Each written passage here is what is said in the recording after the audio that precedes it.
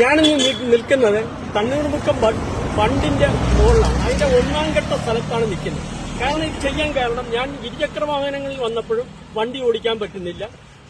ബസ്സിൽ KSRTC ബസ്സിൽ വന്നപ്പോഴും ആ ബസ്സും നല്ല തിരകളിൽപ്പെട്ടാ പോകുന്നത്. കാരണം ഈ ബണ്ടിന്റെ മിക്കവാറും എല്ലാ വർഷവും ഇവിടെ കുഴി രൂപാന്തരപ്പെട്ടിട്ട് ആ കുഴിയിൽ കൊണ്ടുവന്ന് ടാർ ഉരുക്കി ഒഴിച്ചിട്ട് വീണ്ടും തിരയുണ്ടാകുന്നു. പക്ഷെ ഈ റോഡ് നന്നാക്കി നല്ല രീതിയിൽ പോകണമെന്ന് വെച്ചാൽ PWD ഞാൻ അന്വേഷിച്ചപ്പോഴാണ് അവർ പറയുന്നത്, അവരുടെ റിസർച്ച് കഴിഞ്ഞ് പരിശോധന നടത്തിയപ്പോൾ ഇതിന്റെ കൈവരികൾ, കാരണം ഒന്നാം ഘട്ടവും രണ്ടാം ഘട്ടവും ചെയ്തെന്ന് പറഞ്ഞാൽ ഒന്നാം ഘട്ടം 1965-ലും രണ്ടാം ഘട്ടം 1975-ലുമാണ് ചെയ്തത്. അപ്പോൾ അത്രയും കാലപ്പഴക്കമുണ്ട്. കാരണം ഇതിനുള്ളിൽ ഷട്ടറുകൾ മാറി, ചുരുമിച്ച ഷട്ടറുകളെല്ലാം മാറി. പക്ഷെ മുകളിലുള്ള പണികളൊന്നും തന്നെ ഇതുവരെ ചെയ്തിട്ടില്ല.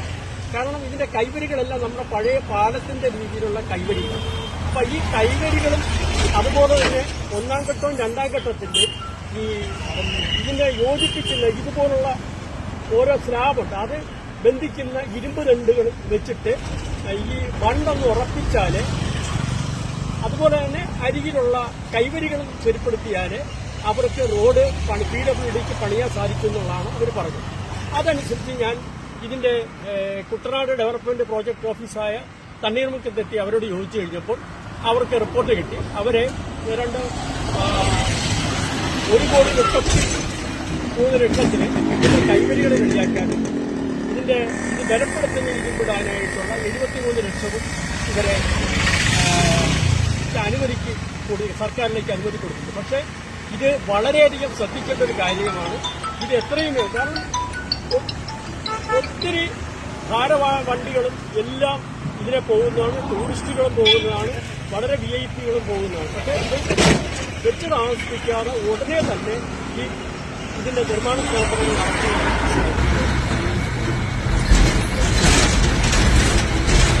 തണ്ണീർമുക്കം ബണ്ടിലൂടെയുള്ള യാത്രയാണ്.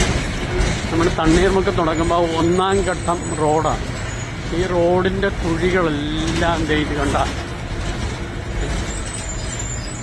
വർഷകാലത്ത് ഈ കുഴികളിൽ വീണ് ഇരുചക്ര വാഹനങ്ങൾക്കാർക്ക് അപകടമായിരുന്നു. ഇതിന്റെ അരികുവശങ്ങൾ, ഇതിന്റെ കൈവരികളെ കണ്ട കൈവരികൾ തകർന്ന് തരിപ്പണമായി കിടക്കുക. മിക്കവാറും ഈ കൈവരികളെന്ന് പറഞ്ഞിട്ടുണ്ട് വണ്ടിയിൽ ഇരുന്നിട്ട് യാത്ര ചെയ്യാൻ തന്നെ ഇതാണ്. ഈ കുഴികളിൽ കൊണ്ടുവന്ന് ഈ ടാറൊഴുക്കി ഒഴിച്ചിട്ട് വാഹനങ്ങളെല്ലാം തന്നെ ഇങ്ങനെ ഇതുപോലെ ഈ പട്ടപ്പെട്ട ശബ്ദമാണ് കേൾക്കുന്നത്. ഇരുചക്ര വാഹനങ്ങളാണെങ്കിൽ അപകടം അവർ വിളിച്ചു വരുത്തും. ഇത് കണ്ട ഇത് മനോഹരമായ കാഴ്ച കാണാൻ വേണ്ടിയിട്ട് ഇവിടെ ചൂണ്ടയിടാനും കാത്തു കുടിക്കാനും രാത്രികാലങ്ങളിൽ. പക്ഷേ ഇതിന്റെ മൂന്നാം ഘട്ടത്തിൽ ഇങ്ങനെയുള്ള വിഷയമില്ല. ഇത് നല്ല ഭംഗിയായി ആണ് ഈ മൂന്നാം ഘട്ടം നിർമ്മിച്ചിരിക്കുന്നത്. ഈ മൂന്നാം ഘട്ടത്തിന്റെ പോലെ തന്നെ ഇപ്പോൾ തന്നെ ഇതിന് റോഡിന്റെ അല്ല ബണ്ടിന് ബലക്ഷയമാണെന്നാണ് ഇപ്പോൾ ഹൈവേ റിസർച്ചുകാർ പഠനം നടത്തിയപ്പോൾ അവർ പറയുന്നത്. കാരണം റോഡ് രണ്ടാമത് നല്ല ഭംഗിയായി ടാർ ചെയ്യണമെങ്കിൽ ഇറിഗേഷൻ വകുപ്പുകാർ ഈ റോഡിന്റെ ഇരുവശവും നല്ല വണ്ണം ബലപ്പെടുത്തി ബണ്ടും ബലപ്പെടുത്തിയതിന് ശേഷമേ ഇത് ടാർ ചെയ്യാൻ പറ്റുമെന്നുള്ളതാണ് അവർ റിസർച്ച് പിന്നെ അഭിപ്രായപ്പെട്ടിരിക്കുന്നത്. അതിന്റെ റിപ്പോർട്ടും അവർ കൊടുത്തു കഴിഞ്ഞു. ഇനി ഇറിഗേഷൻകാരാണ് ഇതിന്റെ ചുമതല ഉള്ളത്. ഇത് കണ്ട ഇവിടെ എല്ലാം കായൽ കാഴ്ച കാണാനായിട്ട് ആൾക്ക് വരും. ഇനിയിപ്പോൾ മൂന്നാം ഘട്ടവും ഇതേ ശരിയാണ്. അപ്പോൾ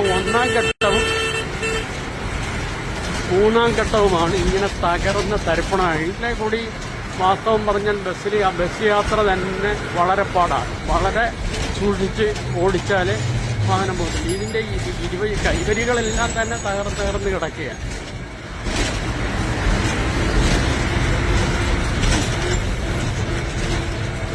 ചുറ്റിനും കായലുമാണ്.